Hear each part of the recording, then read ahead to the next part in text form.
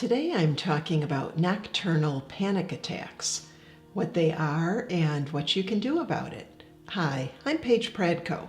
Welcome to Therapy for a Better Life.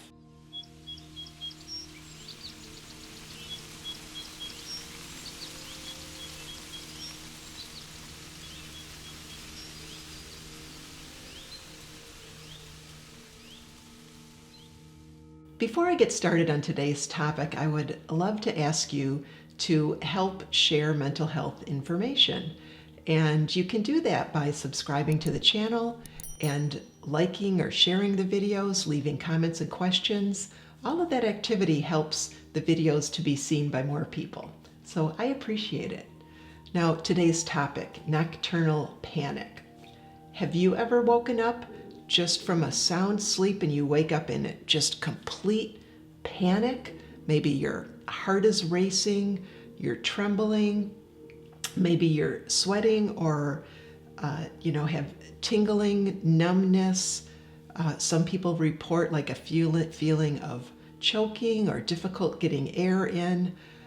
This may very well be nocturnal panic.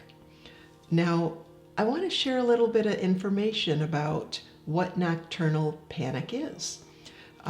It is, what it kind of sounds like, but it is a panic attack, but it happens while you're sleeping. It actually happens between the sleep stage 2 and sleep stage 3, and that's non-REM sleep.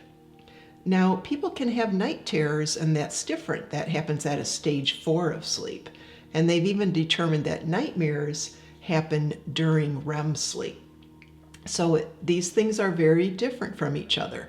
They're diagnosed through interview and through sleep studies. Now, nocturnal panic is very common among people who have panic disorder.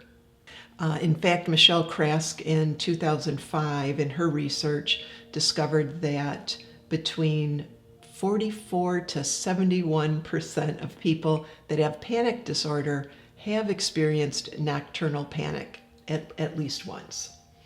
Now, people with nocturnal panic are people that are prone to this are typically people with anxiety disorders, with generalized anxiety, panic disorder, as I said, social anxiety disorder. But there are some people with some other conditions that have nocturnal panic too.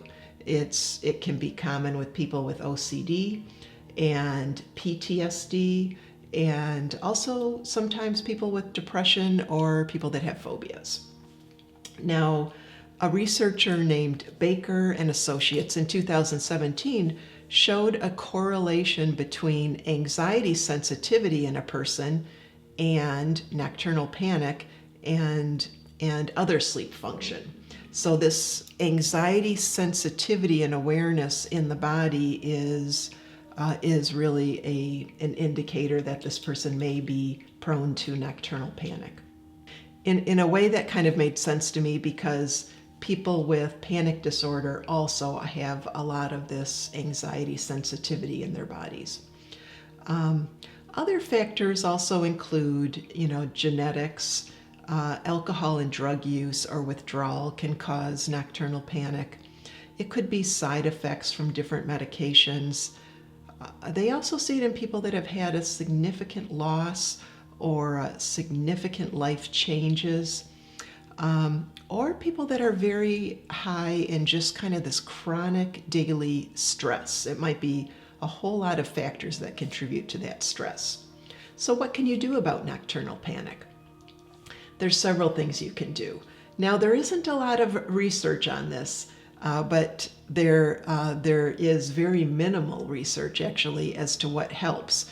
But the research looks like that if you are treating the panic disorder during the day, it actually helps the nocturnal panic at night. Sometimes in panic disorder, people their body reacts automatically to body symptoms of, let's say, a rapid heartbeat.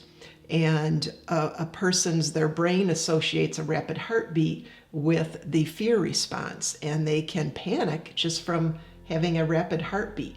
And so what we do to treat that is called interoceptive exposure therapy. And I'm going to leave a link to a video on how to do that interoceptive exposure therapy. But if you are exposing to the exact situations or body functions that bring on panic disorder, you're also helping yourself with nocturnal panic. Also, we want to allow, in treating anxiety overall, we want to allow whatever anxious thoughts are there. We don't want to try to push them away.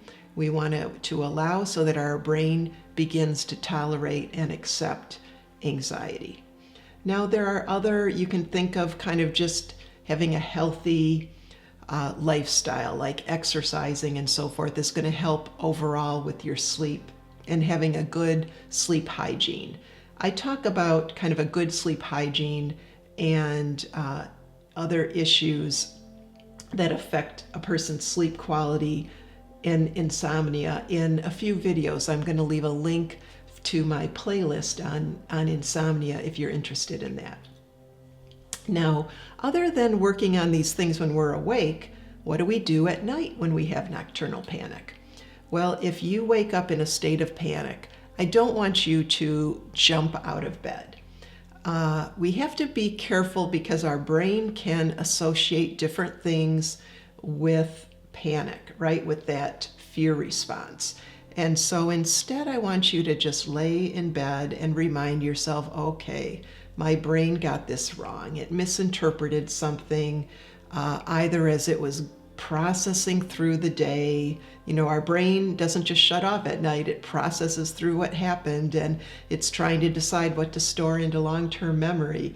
And so maybe the brain misinterpreted something and panicked, or it felt the something in your body, that anxiety sensitivity, and that caused a panic. And so we want to kind of give our brain the message of, we're not all that concerned.